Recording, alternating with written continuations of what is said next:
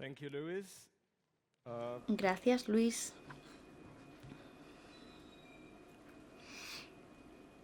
It's an honor to be here. Es un honor estar aquí. I will reiterate many of the points that Voy were a already made by the reincidir previous en algunos de speakers, los but puntos I'll que ya try se to han tratado approach it anteriormente, from pero a los bit of a quiero different abordar desde una angle. perspectiva I'll talk ligeramente about diferente. visibility.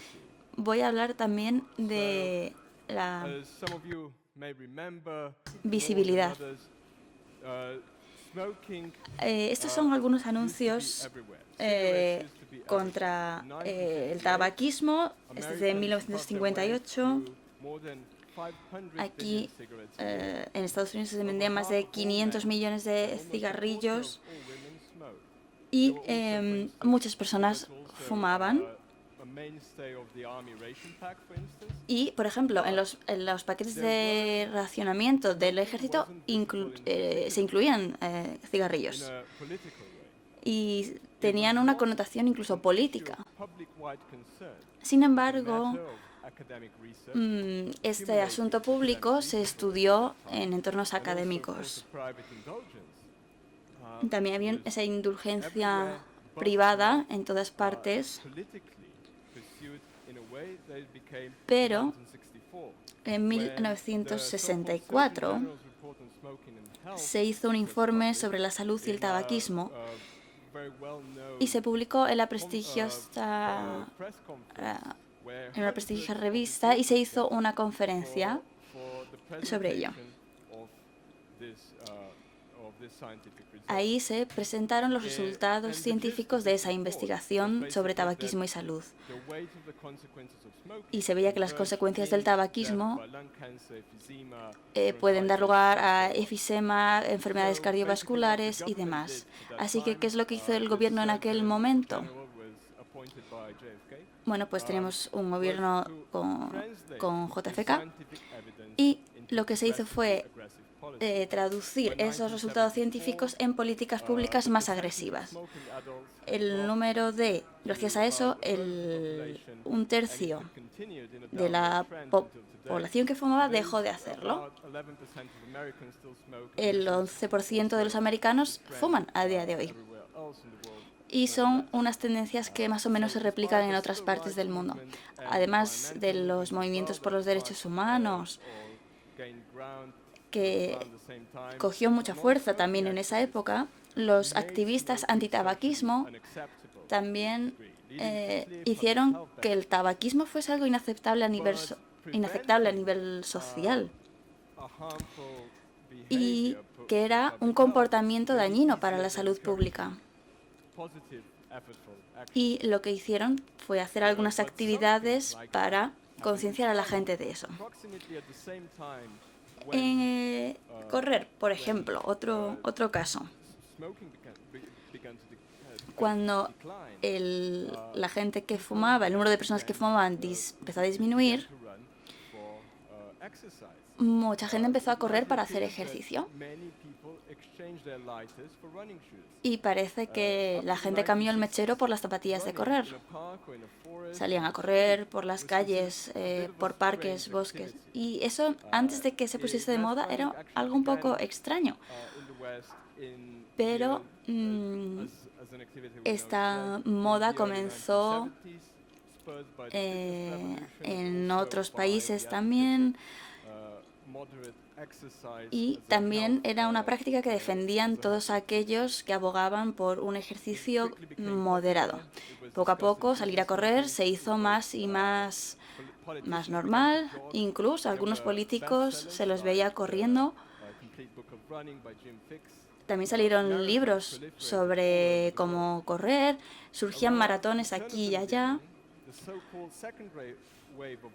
Pero también sucedió la segunda ola del running, que al final era un negocio multimillonario, como el que tenemos aquí en la imagen, que está presente en nuestra sociedad. Se hizo un estudio en 7 países europeos en los que se preguntaba a la gente por qué salían a correr. ¿Cuál era la razón número 1 por la que salían a correr? Y la respuesta abrumadora era que salían a correr porque querían ponerse en forma. La segunda razón era que querían perder peso. Un quinto de los corredores corrían por diversión. ¿Qué quiere decir eso? Que sobre todo la gente empieza a hacer una actividad por sus efectos beneficiosos y no porque disfruten o se lo pasen bien haciéndola. En los últimos 100 años, la historia del running es una historia de éxito,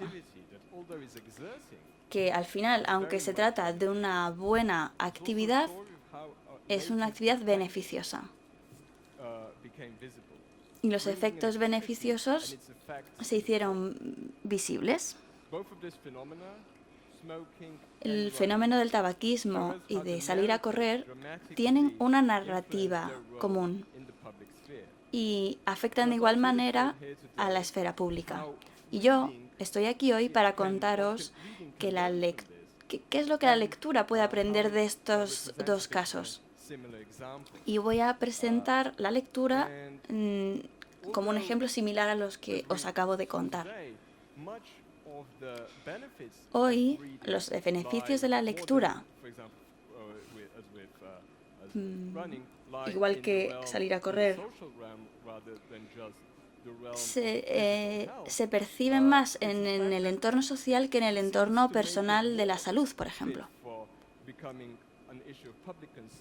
Por eso también la lectura es un asunto público. Pero también es algo que nos beneficia a nivel micro, a nivel personal. La primera pregunta que tenemos que hacernos hoy es ¿de qué manera la lectura es invisible? Y para eso tenemos que retrotraernos. Es una habilidad fundamental que ocupa un gran espacio en los primeros años de escolaridad y al final escribir y leer requieren mucho tiempo para dominar ambas. Esa dominancia la hacemos en un principio sin tecnología, aunque a día de hoy la tecnología forme parte de esos procesos. Hay veces que leemos de forma instintiva. La lectura vincula ideas mentales con una simbología. Por tanto, los niños también pasan por diferentes fases, pasan por una serie de procesos educativos hasta automatizar el proceso de lectura. Hasta que cuando eso se hace automático, el cerebro reconoce y decodifica palabras con un esfuerzo mínimo.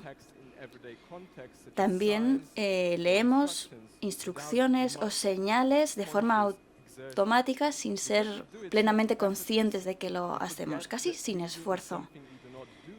Es decir, pero hay veces que sí que nos lleva un esfuerzo en comparación con otras veces en las que leemos casi sin querer.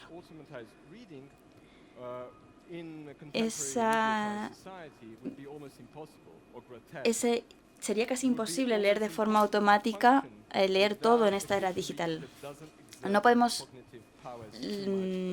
desplegar todo nuestro potencial ni leer de forma tan cuidadosa todos los textos que se nos cruzan. Y también en nuestros trabajos. Al final tenemos que ser selectivos y hay que ser prácticos. Si no, vamos a ir como zombies existencialistas. ¿Y qué quiero decir con eso?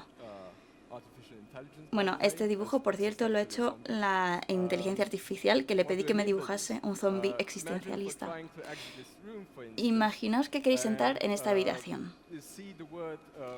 y ves la palabra empujar.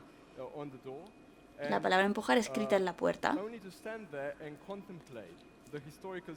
Y yo podría quedarme ahí y contemplar el significado histórico de esta palabra y que rima con otras palabras y bueno, otras implicaciones de esta palabra. Sin embargo, no toda la lectura que hacemos es práctica. Y, por supuesto, mucha lectura requiere algo más que decodificar un texto sencillo. A veces la lectura se simplifica de más. Al final hay matices y otros aspectos que descubrir. Es decir, hay más que simplemente descodificar la palabra. Se necesita interpretar el texto. Por ejemplo, volver a leer un texto para descubrir matices, sesgos, significados nuevos o cómo lidiar con información contradictoria en diferentes textos. También la lectura requiere diferentes habilidades, estrategias y aplicar a ellos nuestras experiencias y el background que tenga cada uno. Y luego también interfieren las emociones que sentimos en cada momento. También es una experiencia multimodal. A veces no solo libros, sino hay diferentes formatos que interfieren cognitiva, social y emocionalmente en el proceso de lectura. Es decir, que la lectura no es una cosa plana, no es una simple habilidad de descodificar un texto, sino que va más allá. Y esto es lo que es la lectura de nivel superior. Esta historia era para daros un poco de contexto y para hablar sobre la lectura de alto nivel, o de nivel superior, perdón. Esto es un estudio que hice con mis colegas Silver Lane y Magian en 2022. Ahí se identificó qué es lo que entendemos por lectura y qué prácticas forman el hábito de leer en la era digital y qué cosas están aparejadas al hecho de leer. Luego también tenemos el Manifiesto por la Lectura de Ljubljana, que se firmó en la Feria del Libro de Ljubljana en 2023. Aquí se presentó al público general, se hizo una presentación en diferentes idiomas, en Alemania, en Francia. El Monde recogió también la publicación de este manifiesto. Y, como he dicho también, pues en Frankfurt se presentó este manifiesto. La lectura de nivel superior es una de nuestras herramientas más poderosas para cultivar el pensamiento crítico. Ese era el mensaje clave del manifiesto de Ljubljana. Amplía nuestro conocimiento del mundo y nos ayuda a entender las visiones y perspectivas de los demás y nos influye a la hora de mirar las cosas desde otra perspectiva. También implica a los ciudadanos de una sociedad democrática. Los firmantes del manifiesto enfatizaban que hay diferentes formas de leer y que todas conviven en la era digital. Entonces, ¿qué es la lectura de nivel superior y por qué nos importa tanto? Bueno, engloba diferentes modos o formas de leer que van más allá de simplemente entender lo que se lee. Por ejemplo, identificar matices de los textos. También aquí tenemos la pirámide de Maslow con la jerarquía de las necesidades. Por supuesto, para pasar a un nivel superior de lectura hay que cumplir con las necesidades más básicas, que es, por ejemplo, entender lo que se lee. Además de las habilidades básicas para poder leer, la lectura de nivel superior requiere de otras habilidades para conseguir llegar a ese nivel superior. Los lectores que aplican esta lectura de nivel superior también tienen un vocabulario más amplio, tienen una visión más crítica, pueden dilucidar qué pasaría en diferentes escenarios. como Castano también ha dicho antes, son capaces de mantener la concentración por un largo periodo de tiempo, leen más despacio, reflexionando, no les importa volver a leer una parte para entenderla mejor,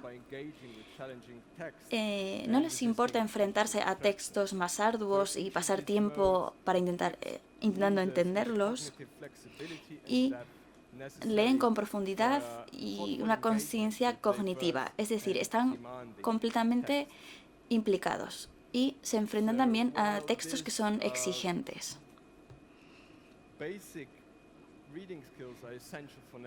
Al final, las habilidades básicas de lectura son básicas para el día a día, pero si aplicamos la lectura de nivel superior, también vamos a conseguir beneficios involuntarios, digamos.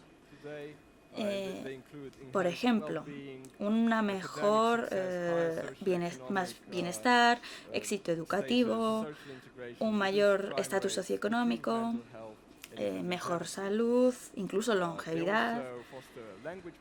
También mejora nuestro vocabulario, la lengua, la creatividad, la imaginación. Por ejemplo, los estudiantes que leen textos largos tienden a hacer mejor los exámenes en los que se exige leer mucho y escribir. También mejora la salud mental.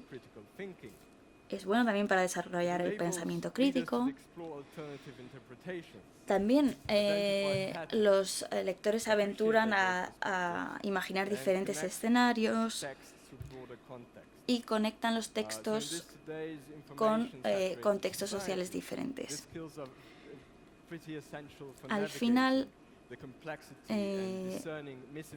pueden también discernir la información falsa de la verdadera y tomar decisiones informadas. Con esta implicación que tienen en los textos, los individuos ya no son tan fáciles de manipular y que al final un individuo al que se le convence fácil debilita nuestras democracias. Por tanto, son consecuencias muy positivas, especialmente si lo hacemos en este modo de lectura de interés de nivel superior. Ya sabemos que los gobiernos defienden que la gente salga a correr, que la gente deje de fumar. ¿Por qué? Porque hay costes para la salud ahí incluidos. Y hay muchas personas que defienden que la lectura y su promoción es un asunto de interés público. Hay que promocionar la lectura por beneficios en lo educativo y en lo económico. Cada vez se automatizan más trabajos en sectores terciarios en los que tener una lectura de nivel superior aumenta la competitividad en el mercado laboral. Al final, este asunto es político y es de interés público. Por tanto, creemos que parte de la misión de un gobierno es fomentar que sus ciudadanos vivan mejor. Al final, esto es una cuestión de pensar qué es la democracia. Se ha escrito recientemente un artículo en el New York Times que decía que la democracia, a fin de cuentas, es conversación y que esa información tiene que ver también con las tecnologías de la información que están en nuestra sociedad. Pero la tecnología no puede generar una conversación tan grande en la sociedad.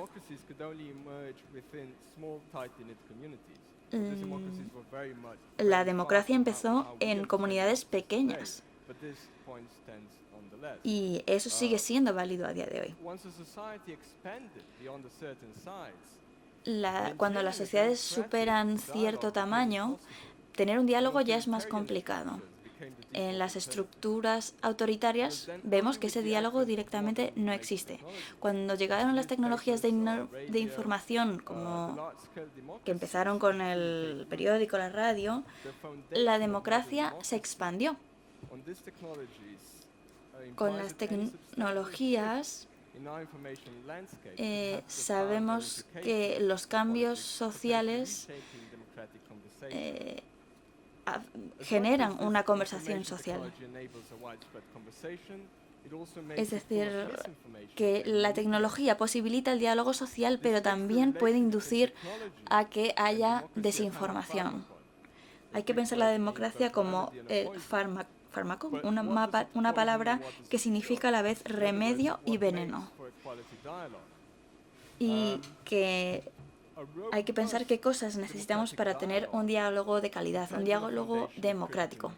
Y eso depende de nuestra implicación crítica. Hay que desafiar aquella información a la que nos enfrentamos. Hay que no solo reforzar nuestros puntos de vista, pero también intentar entender lo que piensan los demás. Eso es esencial para que la democracia funcione y que sus ciudadanos puedan tomar decisiones informadas. Cuando participamos de la conversación pública, quizás pensamos que estamos ejerciendo la democracia. Y Aristóteles nos diría que estamos ejerciendo un tipo de razonamiento único, el llamado saber práctico o frónesis. La frónesis es la capacidad de emitir un juicio en una situación complicada y discernir qué es lo bueno para ti y lo bueno para tu comunidad. Es la capacidad de ver qué es la verdad en una situación complicada. Y la lectura está claro que puede cultivar nuestras mentes desde el punto de vista científico o filosófico, pero claro, eso requiere de un entendimiento profundo. Pero todo eso contribuye a nuestra frónesis y se nos anima también a hacernos complejas preguntas y practicar este saber práctico. Así podremos navegar a través de la vida moderna. Hay que ser capaces de evaluar críticamente la información. Vivimos en una sociedad que está inundada de información, donde no siempre todo es creíble.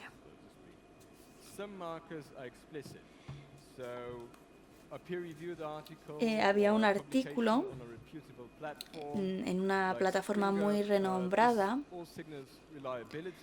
donde se estudiaba,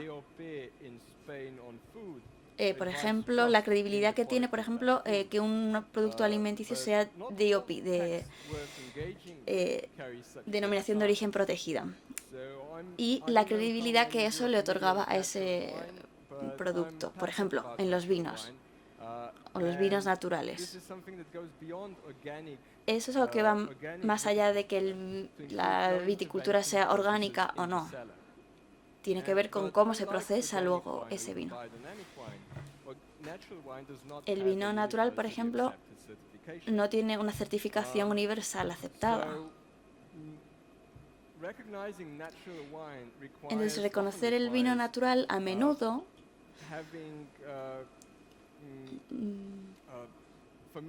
requiere que la persona esté familiarizada con ciertos aspectos o indicadores. Esa persona tiene que saber discernir la información y saber juzgar por ellos mismos lo que dice ese texto. Hay que desarrollar ese pensamiento crítico, porque así también seremos menos vulnerables a la desinformación. Para poder implicarnos en esta conversación democrática y desarrollar nuestras habilidades críticas, necesitamos una cosa: mantener la atención durante un periodo de tiempo largo. En este mundo en el que todo pasa tan rápido, es difícil. Vivimos en la era de la distracción y cambiamos de tarea muy rápido. Siempre estamos en este multitasking. Y también la paciencia cognitiva. Y tenemos también que estar preparados para atrevernos a explorar nuevos matices y nuevos significados. Y cuanto más leemos, pues más facilidad tendremos para hacer eso. Y también la capacidad de ofrecer esta frónesis, es decir, la capacidad de emitir un juicio. Todo eso lo vamos a mejorar si leemos más. Y también si leemos ficción, como antes se ha dicho también. También uno de los filósofos contemporáneos, Martha Nussbaum, nos dice que las novelas también desarrollan nuestra empatía. Todos estos son argumentos por los que la lectura de nivel superior mejora nuestra sociedad y nuestra democracia. Y que al final es una manera de valorar la información que manejamos. Y quiero hacer otra sugerencia. La lectura de nivel superior es importante para la política como constructores de mundos. Leer mejor nos ayuda a enfrentarnos a tareas más difíciles y nos ayuda a entender e interpretar el mundo. Y también nos ayuda a imaginar futuros posibles. Al final nos permite reaccionar y ser capaces de generar una acción. Al final todo esto supone un desafío creativo. Es una especie de utopía. Y la utopía requiere tener una visión.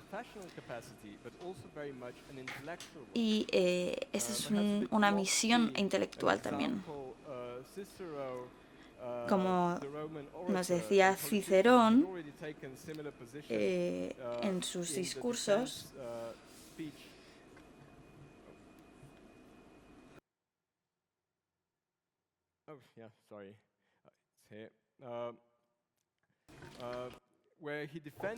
donde defendía la poesía y también afirmaba que le proporcionaba inspiración para realizar su trabajo. Decía: ¿cómo imaginan que puedo encontrar material para mis discursos diarios en temas tan distintos si no entrenara mi mente con el estudio literario? ¿Y cómo podría mi mente lidiar con tanta tensión si no utilizara este estudio para ayudar a liberarme? Sí, yo no tengo ningún problema en admitir que estoy dedicado al estudio de la literatura. Esta no es la visión de los políticos ni ahora ni en la historia.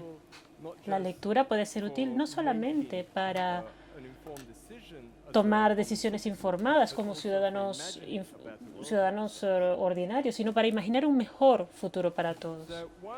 Entonces, ¿por qué hablamos de esto ahora?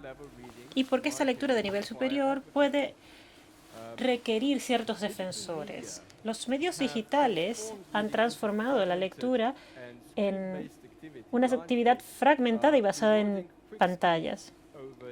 Y preferimos hojear en vez de leer en profundidad. Y la lectura reflexiva se ve sustituida por contenido visual simplificado, y la educación a menudo sigue esta tendencia.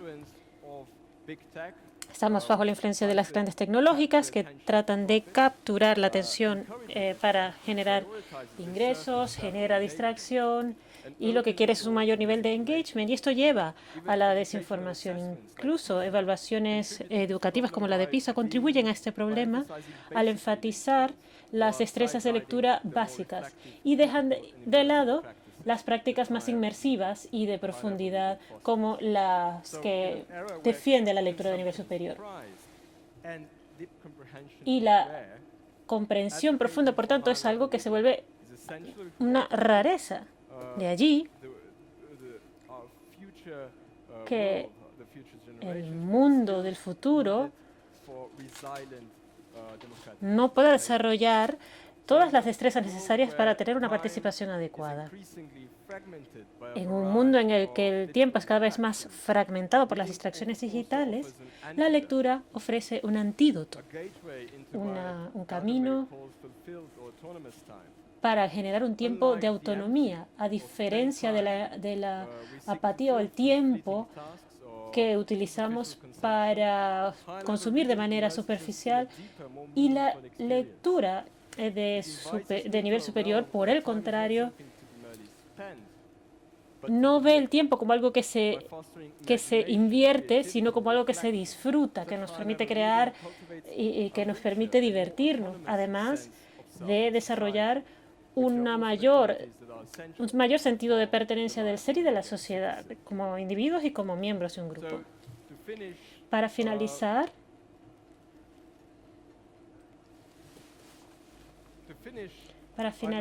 me gustaría volver al punto al que me refería al principio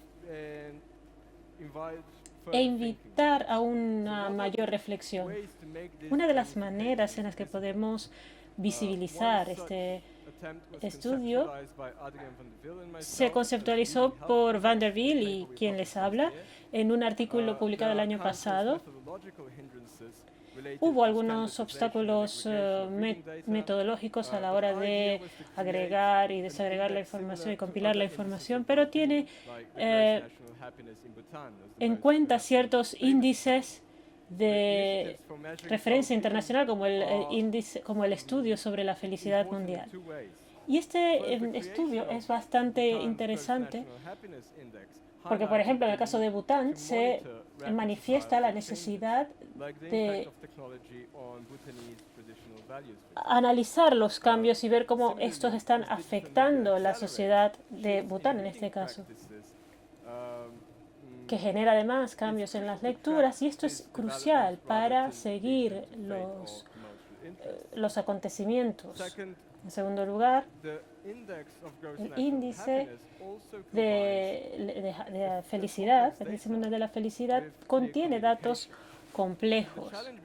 Y el desafío, por tanto, es cómo revelar este poder transformador de la lectura, que es el eslogan de este seminario, si no lo recuerdo mal.